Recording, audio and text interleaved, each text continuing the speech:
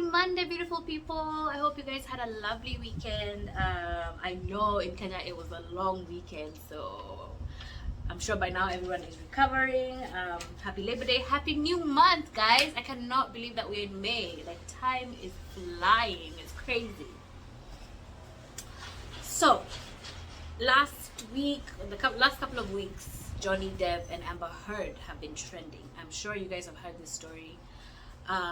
It's a defamation case that has been going on for a while, but it's just so crazy because of the fact that Johnny Depp has been, abused by his ex-wife, Amber, and basically she was trying to act like he was not being abused. To be honest, she's like quite the narcissist. She's quite the narcissist. And a friend and I had this conversation. We were talking about it, and I made a comment about the fact that they were both aggressive in their relationship. And he told me that it's unfair because of the fact that, to be honest, Johnny Depp became abusive because of the fact that he was being abused by Amber Heard, right? In cases of domestic violence where women are the ones that are being abused, we have heard of battered woman syndrome, where a woman, she's not aggressive, she's not abusive, and then one day she just snaps and kills her husband, or does something crazy. So that's a real thing. Somebody can trigger you to become violent towards them even if you're not a violent person. So brings the question, why is it that people take it more seriously when women are being abused in an intimate relationship more than when men are being abused? And as a psychologist, of course, I want to know why. I really want to know why is this a thing, and I have some thoughts, some facts, some opinions on why this is the case, right? So why is it that men are not taken seriously when it comes to being abused by women? I honestly think that it is definitely a social aspect, right? We have gender roles, and in these gender roles, men from the beginning, these are rules that were created by men. So to be honest, I blame the patriarchy, right? In the sense that men made these rules, and they made a criteria of what a manly man is supposed to look like, to be like, to act like. And if a man does not fit that quota, then they're not man enough, right? So back in the day, a man was only a man, considered a man, if basically he was, strong, tall, rich, able to provide. Aggression and competitiveness is a thing that was considered manly, and so men really made it hard for men to be able to express themselves, because men were not allowed to express themselves. If a man expresses himself, he's considered weak. If a man is sensitive, he's considered weak. And it's crazy because we do have people. I know that for me, for example, I have been an advocate, and I've been trying to get people out there to let the men express themselves, because of the fact that when you close things in, when you bottle everything in, eventually it has to come out somehow. And that's why we have such high suicide rates when it comes to the men. But at the same time, I'm frustrated because of the fact that men need to be more sympathetic towards each other, because a lot of men in domestic relationships where there's domestic violence and they are being abused by their women, they find it hard to express themselves. They find it hard to go to the police or to report it to anyone because of the fact that they do not want to seem weak, right? Back in the day, when women were the ones that were being abused, even today, especially in Africa, if a woman is being abused by her husband and she goes to the police and reports it, most of the time she's going to be told, go back home, because that's a domestic issue. It was not considered a problem when men were abusing their wives for the longest time, until women, the ones who are being abused, stood up for themselves, and they were like, look, this is enough. I need to speak out, because a lot of women died because of being in abusive relationships and not being able to talk about it. Of course, they were worried about the stigmatization. What are people gonna say? I can't leave this person because I don't want to be alone. There were very many aspects, and I think that men also face the same thing. Now, question is, are men more violent than women? Yes. But does that mean that women cannot be violent towards men? No. That's the thing, right? Men are more directly aggressive. Like research shows, men are more directly aggressive. That's why men fight in clubs, men fight whenever they have issues, whenever, usually fighting is how men have resolved issues for the longest time. Aggression, direct aggression. Whereas women are more indirect and passive. They're more passive when it comes to how they deal with things. It's about spreading rumors, ruining somebody's, reputation. Psychological warfare is horrible, to be honest.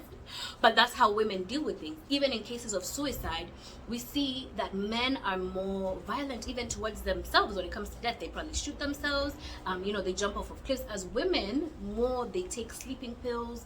They don't want to feel that physical pain. And so these are reasons why I think society automatically has more compassion towards women when in cases of domestic abuse than they do men. Now, it is a narrative and it is a conversation that for sure we need to have so that we can be able to change. But guys, I feel very frustrated whenever I see people posting and asking this question. Oh, okay, it's all about, we talk about equality, and so why are we not talking about domestic violence against men? Women who are abused are the ones who came out and decided to talk about this, and they decided that it was enough. They came together, they decided to fight for this. I feel like people should take examples of the movements that are out there that have really changed people's lives. But Black Lives Matter. There are people who decided that this is enough and we need to fight together to be able to fight for people's rights. The LGBTQ community is fighting for their rights.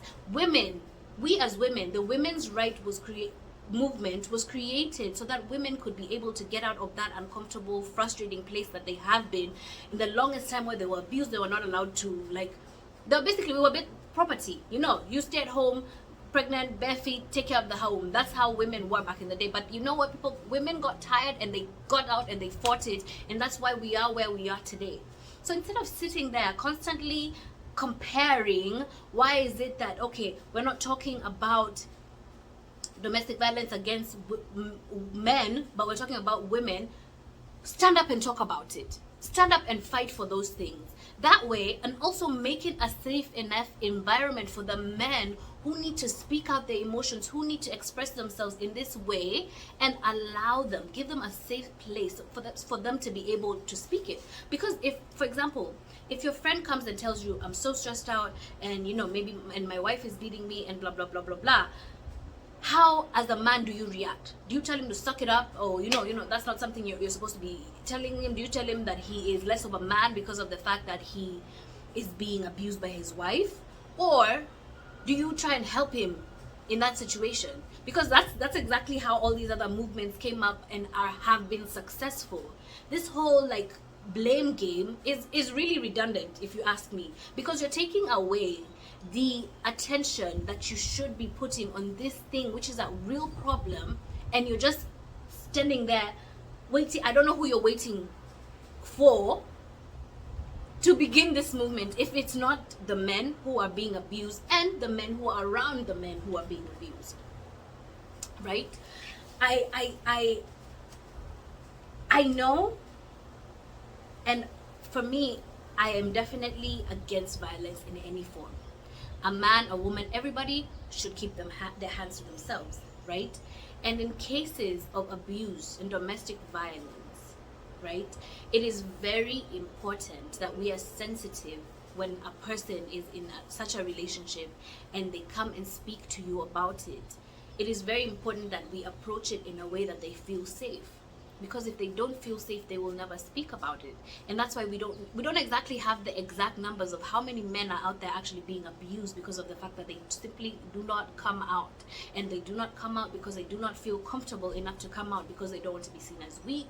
They don't want to, they really care so much about what other men around them think that they don't even care about themselves, right? And that was the case for the longest time with women in domestic violence. And even now, I know there's so many women who still stay in their relationships, and a lot of people will ask why, but they have their reason. So just try and make it as safe an environment as you possibly can. And you know, again, it's horrible. It's horrible. Yeah. That's pretty much it. My heart goes out to Johnny, and we pray for him and make justice prevail, because this woman is just horribly manipulative, narcissistic, and she thought she could get away with it. And it's very sad that a lot of women do actually get away with violence against men simply because of the fact that they're seen as too weak, you know, to be violent, to be able to be abusive, right? And so they take advantage. And men did that for the longest time, you know, and they still do that. Abusers in general do that. So we need to be able to continue this conversation and have this conversation and stop trying to shift the blame and actually focus on the problem at hand. So that is my 2 cents. Thanks for listening. Keep it locked.